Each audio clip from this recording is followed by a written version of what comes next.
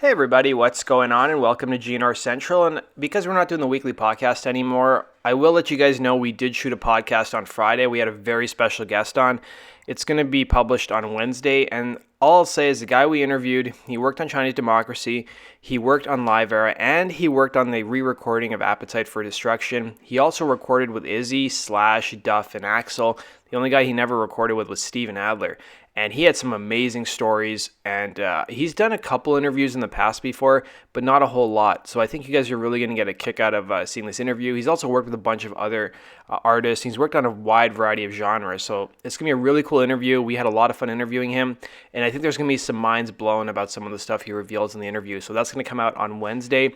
If you guys support us on Patreon, you already have access to the interview, and you're already enjoying it. So one thing I want to do now instead of the weekly podcast is go over the comments you guys had on my videos for the past week and maybe give my thoughts as well. So the video I published last Sunday was a true story episode about how Axel and Izzy first met. And I have to admit, I really need to spend more time doing more Izzy videos. There's, for a guy like Izzy, there's not a ton of stories about him because he's not really the main focus of the band for a lot of stories that get published. But there still are some really good stories that I haven't explored, and I want to do that in the near future. So let's go through some of the comments you guys had. So Jamie Robinson wrote, I wonder if Axel ever got picked on at school for being a ginger, to which a couple people said he's talked about it, and also look at his pictures. And as much as I love him, if you look at his school pictures, he looks like the kind of kid to get picked on. Samito wrote, thank you for this. Like most of us, I knew that both were from Lafayette, but I didn't know they met when they were kids or if Axel tried to find Izzy when he arrived in LA because he knew some guy from Lafayette had moved there.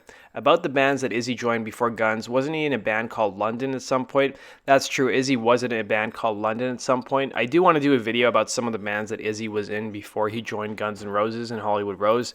He also went on to say, I'm not sure, but I read something about Nicky Sixx that he formed the band London before Motley Crue, but after a while he left because he wanted to play a different style, and then Izzy joined the band. Like I said, I'm not sure if that is true. I read this a long time ago. I think that is true from what I remember reading. And I remember discussing with Kevin, because Kevin knows a lot about that period before Guns N' Roses formed, like with Hollywood Rose and Rapid Fire. I think he's the one who told me about that. Another person wrote, Sean wrote, this is my favorite video you guys have done. Thank you for the nice comment. It seems like a lot of people enjoy the videos about Izzy. Born for the Last Days wrote, didn't know Izzy went from drums to bass to guitar. Quite a musical talent. Wish Axel wasn't money hungry too and Izzy could be included in the new lineup. How Axel justifies his abuse of the only people willing to make music with him is beyond me. And, I got to agree. I wish that he was involved in the reunion, but unfortunately that's the way things are these days. Eddie wrote, do more shows about Izzy and Steven if you can. Keep up the good work and thank you. So I do plan on doing more videos about Izzy. One of the videos I really want to tackle with Steven, which I haven't had a chance to do because I found a treasure trove of documents online, but I haven't had time to go through them, was the Steven Adler lawsuit. And I remember reading, I'm not going to say where I read it, but I remember reading Slash's deposition too, which from the lawsuit. And I think that would be a cool thing to go through as well if I could ever read it again. Adrian wrote, awesome video, thanks and keep it up. And she also said, I can't wait to hear more Izzy news. Brandon seemed to agree with a lot of people by saying Izzy was the real meat and potatoes of Guns N' Roses. And another guy wrote, if you watch Breaking Away, it's pretty close how Axel and Izzy grew up. Izzy's mom worked at the university. See, I didn't know that about him. I did do a video a while back that I haven't published yet about Izzy, 5 things you didn't know about Izzy Stradlin. I mean, he's got some interesting lineage in his family as well, if you guys didn't know about that. There's a really great article that Art Tavanna wrote when he was trying to search for Izzy, I think back in 2016, and he talked a little bit about Izzy's family lineage, because I think he went and looked at some of the family historical records. So turning now to my other video I put this week, it was the news video for Monday, and this had a lot of strong reaction. I think I had almost 70 comments, so I'm not going to go through all of them, but it was the story about Chris Jericho criticizing Axl for being on Twitter and slamming Dizzy for even being in the Rock and Roll Hall of Fame. And the comments were overwhelmingly against Chris Jericho. A lot of people said he's a wannabe rock star. I'm not saying he's bad, but let's face the facts here. He'll forever be remembered as Y2J while Axl is a living legend. A lot of people sided with Dizzy, saying, Dizzy deserves to be in the Hall of Fame, no doubt. Now, this is a comment I definitely agree with. So Max Shade asked, how is Josh Klinghoffer from the Red Hot Chili Peppers in? Someone explain that to me. I have no idea how he got in. I think the only plausible way he got in is that maybe the band said, hey, we're not going to show up unless you actually induct him into the Rock and Roll Hall of Fame. Another comment said Jericho is a rock star poser and Rock and Roll Hall of Fame is a joke, which I completely agree with. This one was interesting. It says Donald Trump is the Axl Rose of politics. I'm not sure what that's supposed to mean. One person, Sam, said, I know one thing, Axl, like all rich celebs, should keep his political opinion to himself and off of Twitter.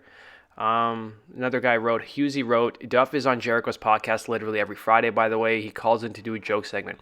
Yeah, I remember hearing that. I don't listen to Jericho's podcast unless Slash or Duff is on, but that I do remember reading somewhere that, he does do a joke segment on his podcast. And I know he's pretty close with the guys from Guns N' Roses. Patrick wrote, Dizzy is a gangster musician. Seriously, I hear the argument, but Dizzy Reed truly does deserve to be included. Too bad he wasn't in the group from the get-go.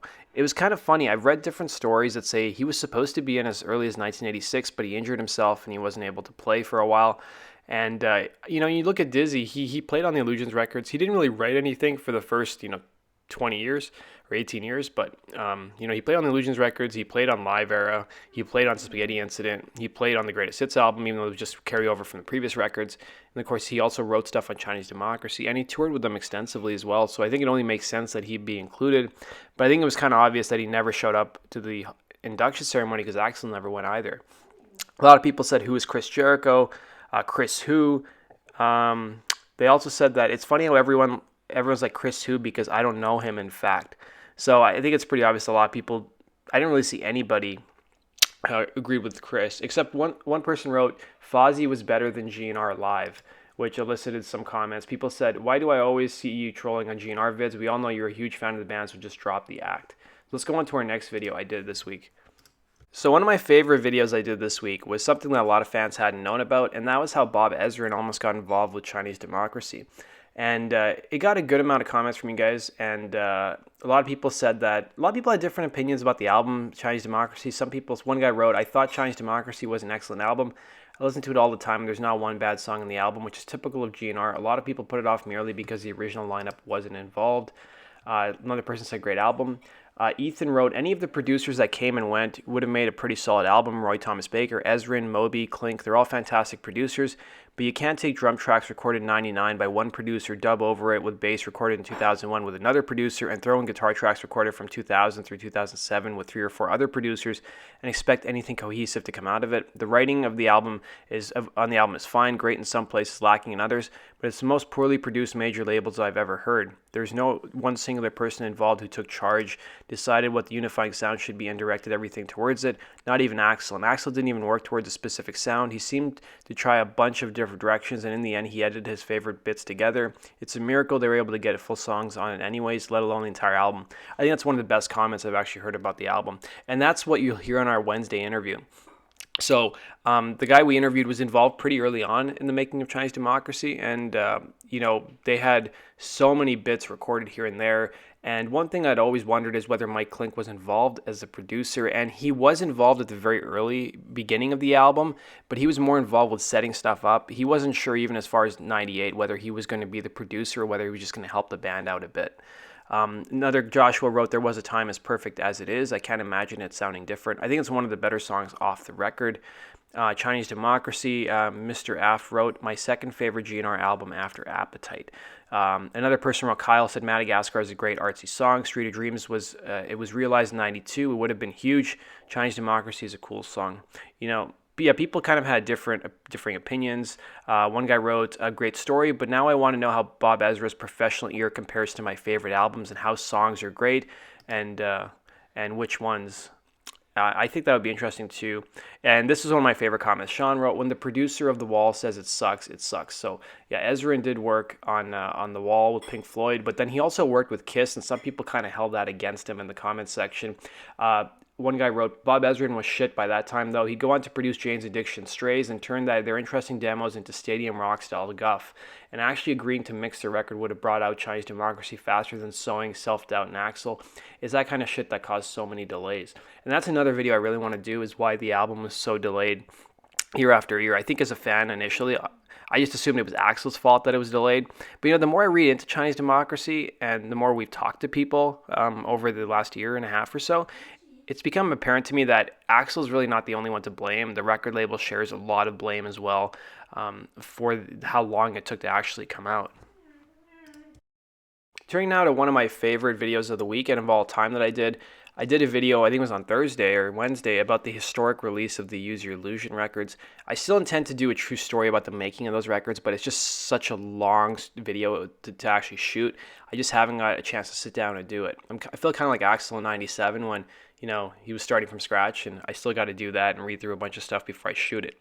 So this is probably my favorite comment of the week. A refined gentleman wrote, "I wish there was a channel this good for some of my other favorite bands. Great work doing your research and assembling all of the necessary materials." And then Michael said, "Yeah, man, Sid puts a lot of work into his videos. They're pure gold. If he says something, you can be sure it's well researched and that the information was accurate.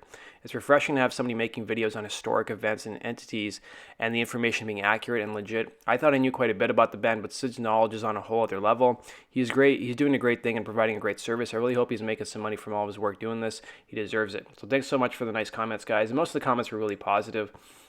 A lot of people talked about how, I guess they were, older kids around this time, and they remember waiting at like midnight to go get the records. Wansome wrote, I had the Use Your Illusion albums 2 weeks before they released. The guy at the local music store knew I was a loyal customer, so he sold them to me early. My friends were jealous. I was making copies and handing them out. That's something that, the only thing that compares to nowadays is if an album leaks early, but a lot of people can just go download it. But that's a pretty cool story. One guy wrote, "Laugh out loud, dickhead." Scott wrote, "Dude, this is an awesome video. Well done. This was a historic day in music, 1000%. And look at how sad the industry in general has become because of all the digital downloads and leaks. I was 8 when these hit, and growing up, I still enjoy the thrill and rush of albums being released and going to a Music Express or a Sam Goody to get your favorite album or the newest record. It's not like that now, and this brings me back to those times. So thank you for putting this together. I'm halfway through this video, and I'm enjoying it so much. I had to pause just to pay my respects. Great job." MT said, "Sometime after the release, I became a fan. It was You Could Be Mine that did it. I was a freshman in high school back then and loved the power the band portrayed through its music. Still my favorite band by far, though we all take life much calmer now." Yeah, I love reading these comments and these stories you guys have. So Wrench wrote, "Small town of 8,000 people, which is funny because I grew up in a small town of about 8,000 people as well. But I was so young back then, I didn't even know the records were coming out. I know my brother ended up picking it up, but I think he waited in line at midnight to go get it." So he said, "I was 14. I lived in a small town of, I said I lived in a small town of 8,000 people. He lived in a small town of 1,500 people. The nearest place to get the albums was an hour away. My parents still got it for me. Still listen to them now. Love GNR. Some other stories. I was there on release day. Use Your Illusion #1 is still my favorite record. The original LPs and CDs with the long box are collector items now. Play them effing loud." So one of the things that was in the video I put were these long boxes. So I guess back in the day, CDs used to come in these like really long boxes, but I don't think there was anything else in them. Like there weren't any like memorabilia or any kind of T-shirts or anything like that. But that's kind of funny to see that now because like kids these days have no idea what a long box is. Some people said, "Thank God we do not have to go to record stores anymore," and people were like, kind of split on that comment. So one of the other videos I published this week was a news video about Axel's guitar teacher, Gary Sunshine, giving an interview to Appetite for Distortion, and Art Tavanna was in on the interview as well, and he told one of the greatest Buckethead stories I've ever heard before, and that was how Buckethead back in the late 90s or 2000s used to drive around with like a mannequin or doll in his car with like blood inside. It was just so bizarre, and a lot of people were requesting more Buckethead stories and his relationship with Axel. So what I did this weekend is I shot like 3 Buckethead stories, which I think it was the first time I'd ever shot a true story about Buckethead. So that's coming this week as well on the channel. It will be a true story episode about Buckethead's time with GNR, how he got involved with GNR, how he almost quit the band a couple times, and then how he finally left the band altogether. And even to this day, I've seen him do some interviews, and he never wants to talk about his time in GNR. Maybe he signed a non-disclosure agreement. It's kind of funny when you go pitch people to come on the podcast. I've had some people respond to me and be like, "I can't come talk to you because I signed a non-disclosure agreement." While other people have said, "I never signed one, I can come talk to you." So it's kind of weird. So a lot of people said they'd love to see Buckethead. A lot of people like the new intro, the TV intro instead of the Dizzy Reed. A lot of people don't like the Dizzy Reed interview. And one person said, "Could you please stop using the Dizzy Reed interview and get somebody else to do it?" And I said, "Oh, I'll call Axel tomorrow and see if he can shoot it for me." Of course, that's never going to happen.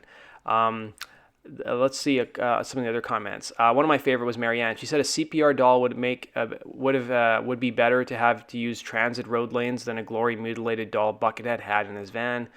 Some people said it was very old news, but I mean, I'd never heard this Buckethead story before, so So then finally, the video I published yesterday was Axl Rose's biggest mistake, according to Doug Goldstein. And you guys were pretty vocal about what you thought his biggest mistake was. I don't think anybody really agreed with him about showing his home. A lot of people said, some people said plastic surgery was his biggest mistake. Some people said that it wasn't his house. A lot of people back then, when the video came out, probably didn't even know it was Axl's house that he showed. Some people said the dolphins and oil tanker were what people were talking about, not the house. I don't even think the general public knew that it was Axl's house at the time, did they? I'm sure there was probably some people who knew it was, because it would be kind of weird to just show a random house. A lot of people were saying that Slash, one of the stories was that Slash was like watching CNN while rehearsing with his band. One guy wrote, CNN is in Slash's background because he is a liberal. The biggest mistake Axl ever made was replacing DJ Ashba with Slash. And I have to agree with that. That's probably the biggest mistake he's ever made. And other people said the biggest mistake was not putting new music out. One really good one was wasting his vocal years to make albums from 1994 to 1998. Live era, re-recording vocals, taking too much time to drop the bullcrap with his old bandmates, and taking too much time to release a Blu-ray, the best gigs, and as well as the Cantor tapes and the terrific Use Your Illusion tour. So that was basically it. So thanks for watching, guys. Let me know your comments or questions in the comment section below. I was hoping to maybe make this a Q&A as well in the future. So thanks for watching, guys. Hit the like button and be sure to subscribe. Take care. Hey, this is Dizzy Reed from Guns N' Roses, and you're watching GNR Central. Yeah!